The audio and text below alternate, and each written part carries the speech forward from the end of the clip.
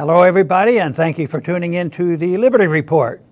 With me today is Daniel McAdams, our co-host. Daniel, good to see you today. How are you this morning, Dr. Paul? Very good. We're going to have a little fun today. That's right. A mini reunion. That's right. I recall, and everybody recalls, that you did work a little bit, in the congressional office, but we also had a chief of staff back then who had been in and out and had all the positions, knows everything about Congress. I'm so shocked that he left Washington. That's right. I can't believe it, with all his Insider. experience. Now, and that's Jeff Deist, who is now president of the Mises Institute. So we're very honored to have him, and we're going to solve all the problems of the world, the economic problems especially. Jeff, welcome to the program. Well, thanks, Ron. Dr. Paul, I did leave Washington. I went for the glamour of Auburn, Alabama instead, so here I am. Yeah, that was a moral safe place to go compared to what's going on in Washington. Well, I'll tell you what, people often ask me, Jeff, were things as bad when you were up there? And I would always say, well, I got along pretty well, and I just ignored those silly fights, and it didn't seem so, it didn't seem that bad. But the more I think about that, even though I lived through that and didn't get in those silly battles, I do think that whole system is a lot worse. Do you sense that Washington is a lot different than we were there? Well, I think it is. Just 5 years have changed everything radically. And, these members of Congress can't even hold a civilized town hall anymore. So the whole thing is, I think, become more hateful, more intense. And that's just a symptom of the fact that the federal government controls too much of our country. Right. I'm doing a little writing right now, and I'm a slow writer, but what I'm writing about is the bankruptcy of the country, the financial bankruptcy and the moral bankruptcy. And I think these problems that we see, why people don't get along and all this, I think we're bankrupt. They don't want to admit it, and there's always a limit. There's a limit to how far governments can push things, and they certainly have tried to do that in money. For instance, they said that we will not honor the commitment to gold, and of course Roosevelt, and then made sure that we couldn't own gold, and then there was a breakdown of Bretton Woods. So therefore, government broke down and fell apart because they could not even, maintain that. And that was the early signs of bankruptcy. But I think it's much worse now. It's very emotional, very contentious, but I still think that there's a bit of cooperation that goes on that they don't admit. Because, as much as they hate each other, why do they pass the budgets? They've never had one party pass the budget. It's usually both parties come together and they spend the money because the big picture is, or whoever's running things behind the scenes, are all for these wars and the welfare, and they can't stand the thought of what would happen if we quit deficit financing. Well, it's true. And the real measure, I think, of a member of Congress is whether he or she votes against the annual appropriations bills. I think that and the budget are probably the two most important votes of all. But we can talk all about what kind of government we want to have, whether it should be more progressive, more conservative, more libertarian. But at the end of the day, the actions of members of Congress speak a lot louder than their words. And those actions are to just ratchet this thing up forever and forever. Daniel. Yeah, well, Jeff, welcome to the show and happy to have you. We at the Ron Paul Institute are always happy to work with the Mises Institute. We've had joint conferences, and we've had you and Lou speak at our conferences and vice versa. So it's always great. And the reason is that you're primarily dealing with the financial economic side. We're primarily dealing with the foreign policy, war and peace, and civil liberties. But the thing is, the Fed is the key, and that's what the thread that runs through both of our organizations. And that's something we have to hammer home, I think, all the time. This is the key. But I want to get to more toward our topic. There's a lot to talk about. But the main issue we want to talk about today is negative interest rates, and they're coming. They're in Europe now, and they're coming onto our shores. We saw a little clip you had with Rick Sanchez the other day about the issue, and you made the point, and it's a good starting point for the topic, I think. No one in the world would lend you $1,000 in the anticipation of getting $900 back from you when you pay it back. But that's essentially where we are with negative interest rates. Maybe you can extrapolate a little bit on that. Well, central bankers are pretty good at obscuring common sense thoughts with gibberish. They want us to believe that this is all some sort of technical exercise in policy and rate setting that's too complex for us to understand. But of course, we all understand conceptually that no one would loan you $1,000 in exchange for 900 at some period in the future, because that loan entails risk. The lender could die, the borrower could default or abscond. So we understand, I think, inherently, as part of human nature, that if we're going to forego the use of our money today, we want to be paid something in the future for that risk. The only time we would accept 900 back in exchange for 1,000 is, of course, if we were worried about getting only 800 back. And that's what's happening when governments and treasuries and central banks get together to, in effect, engage in price setting. They're fixing the price of interest rates. And in some cases, in certain European bonds, both sovereign and corporate, they've managed to fix those prices below zero. So this is not a natural market phenomenon. This is the result of central bank interference with the economy. And if you listen to Alan Greenspan, who talked about this just a week or so ago, unfortunately, this mania of negative interest rates is coming to the United States sometime soon. Yeah, and the way I see this, Jeff, is it's complex. It's going to get worse, and it's the sign of what is coming. And they're not going to be able to tinker around the edges and think they're going to solve this problem. For instance, I think that the negative interest rates distracts a little bit about what's happening right now, because the negative rates are there, and the repurchases markets this week, last several days, didn't have enough money to buy back their securities, and they look for overnight borrowing, and rates shot up to 10%. So that was the market demanding, moving in and saying, and then the Fed comes in immediately, because that's Wall Street, immediately said, well, the minimum we have is $75 billion in whatever is necessary. And this is going on longer than they ever predicted. But then again, what about the consumer debt? The consumer debt is over $4 trillion.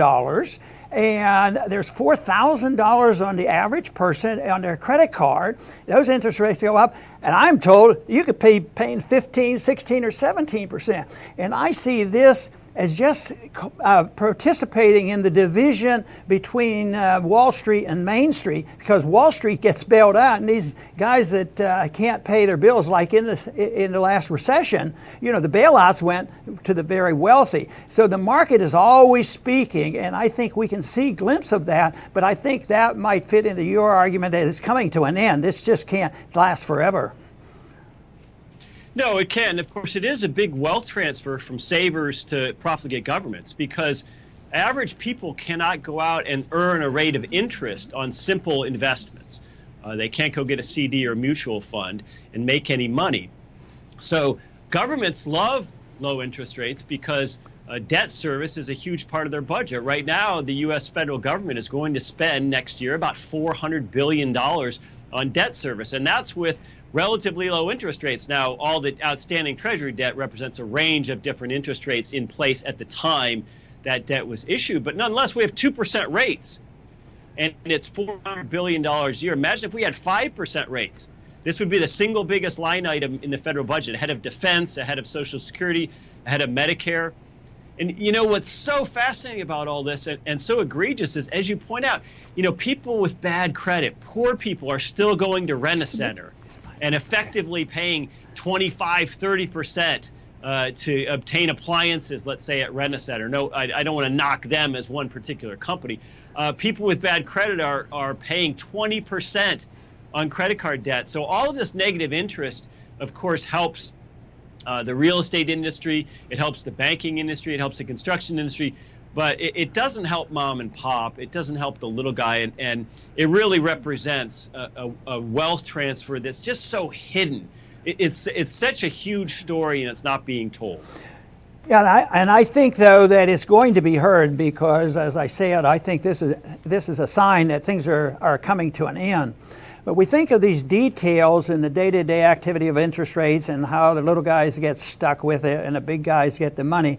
But you really have to go back to the nature of money and how the money's been destroyed and the morality of money. The founders were very interested in having honest money, which meant that the Congress, nor the federal, nor the central banks, or nobody was allowed to just print money out of thin air. And that's what they're doing. Where did the Fed get that $75 billion that they started bailing out banks in the last couple of days? That's created out of thin air. I think sometimes, Jeff, this might not fit well.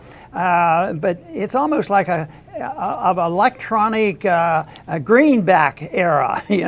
They just put it out there and pass it out, and they distribute it. And I think that it's the nature of money, the fact that the system is dishonest. The founders thought it should be something that has integrity, that you can't print and you can't debase. You just can't have people just running up debt and turning that into money. And just think of all the things that have occurred because of that system. It didn't happen the day after the Federal Reserve was established, but it didn't take long for them to start abusing it, because debt started accumulating in World War I. And then they gave us depression and all these things. It's amazing how long this had lasted. But people should see this as a moral issue, if nothing else, because it is stealing, it is counterfeiting, it's counterproductive, it serves the interests of the people who want special interests, and the little guy gets stuck with all the problems. So I think that we should talk about the moral issue of money more often. And there was a time when I would make a statement that the two issues that I could never use on the House floor to help defeat a bill would be a constitutional issue and a moral issue. But I don't think we should give up on that. Well, it's so true. It's not just that monetary policy as currently being promulgated in the West isn't working. It's that it's also deeply immoral. If any of your listeners have the desire, there's a absolutely wonderful book by Professor Guido Hulsmann in Germany called The Ethics of Money Production. It's actually a slim book. It's not too daunting. And I think this is the kind of show where we should actually encourage people to go out and read some real sources and some primary sources and educate themselves. There's an ethical component to this. When money is debased, when it becomes meaningless, when interest rates are driven very, very low, societies become upended. I mean, healthy societies accumulate capital. In a healthy society, most individuals produce more than they consume, and thus, on a societal level and also on an individual and family level, they leave something to the next generation. And that's not just purely what we might think of as economic capital, that's also cultural and knowledge and all kinds of capital. But nonetheless, they leave something for the future. They save for a rainy day. They save for their own retirements, and with a little luck, they have something to leave to their children and grandchildren. When we don't do this anymore, when we encourage via low and negative interest rates the consumption of everything, we really become a different kind of society. We become a high time preference society, a society where saving money is for chumps. So how does that trickle down? How do we measure that? It's almost impossible, but there are a million small ways. You might say, well, instead of saving up $15,000 in cash for that used car, I'll just go borrow $35,000 for that fancier new one because, I'm getting a 2% loan. Or, instead of driving the family to Disney or whatever this year, let's just take that European vacation that cost $10,000 and put it on some credit cards. I mean, there's no telling how this filters down. But we do know that high time preferences in economics correlate to bad behavior in life. The idea that we live for today, the idea that we don't work on ourselves and self-improvement or educating ourselves or putting off purchases or doing all kinds of things where we give up something today in order to benefit tomorrow, or better yet, to have our children and grandchildren benefit tomorrow. And that's the societal and cultural and moral implication of all this. And just because we can't measure it, Dr. Paul, doesn't mean it's not real and that it's not happening. Right. Daniel? Yeah, it's like Veruca Salt. I don't care how, I want it now, right? But I think it's important to drill deeper into these kind of more abstract moral aspects of the negative interest rates and zero interest rates. And the one that I know that you're interested in, and you've touched on it just now, but I wouldn't mind talking a little bit more about it. How does this, and people may not associate this right away with, how do you think this might affect interpersonal relationships, family relationships, our aggressive foreign policy, war? You talk about how it changes us as a people and as persons, as individuals. How would you sort of look at an entire society and how it changes our policy and affects our foreign policy? Well, it really is a deep question, because a high time preference society might be quicker to divorce, for example, and trade in one spouse for that shinier, newer spouse. If we look at the really awful intergenerational war between the baby boomers and the Gen Zers, I guess I should say, millennials and Gen Z below them, There was a lot of divorce in the baby boom generation, more so than in the World War II generation above them. And there's also been, since the 70s, when the boomers were coming into their age, a lot of profligate monetary inflation in this country. And as a result, things like the cost of college has gone up exponentially. Young people now have to borrow and spend $40,000 a year to go to their universities. And so they look at their baby boomer parents who perhaps enjoyed a much cheaper college experience. And, you know, their parents are saying to them, well, you know, you just got to work up the ladder at your job, and you got to pay for college, you know, using your summer job mowing lawns or something. And these things aren't available to them. And so it actually creates intergenerational strife. So debasing the money, you know, I don't want to draw a one-to-one correlation, because we're libertarians. We don't believe in determinism. We believe that individuals are responsible, you know, in their own self for their actions. But there is an incentive here. The debasement of currency and money and savings really does tend to debase us culturally and socially and individually. So it's something we have to look at. And I think personally, as a Gen Xer in between, I have some sympathy for the millennials. You know, I was able, with my parents' help, to get through college without debt, and that's something we shouldn't look lightly on. That's a real burden for millennials and Gen Z behind them. Yeah, tell me about it. You know, we mentioned a lot about how easy money, the Federal Reserve buys the debt and finances war. If we had to pay for the war as we went along, we'd have a lot less wars, I'll tell you. But I think they create a new war that is ongoing, and that's the class warfare going on in this country. Because I believe that fiat currency and the way the Fed works, even if you don't even think about the bailouts, it generally is beneficial to the rich. They get the money first, and then the poor people, they have prices going up faster than their wages go up. So there is a class warfare going on there.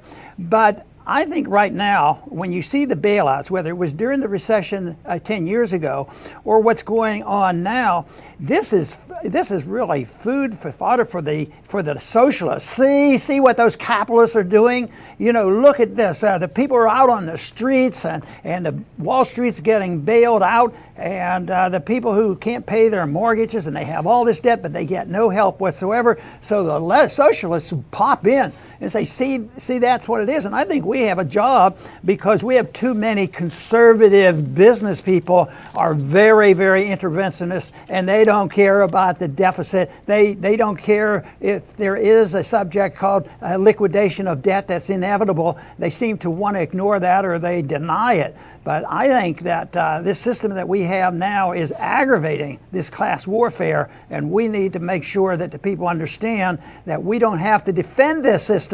And we shouldn't be, you know, and give a little bit of help to the socialists who claim, well, we just need more government, not less. Well, of course, socialists love to plan every aspect of the economy, including the money. And as you point out, money is never neutral. This is something Mises pointed out over 100 years ago.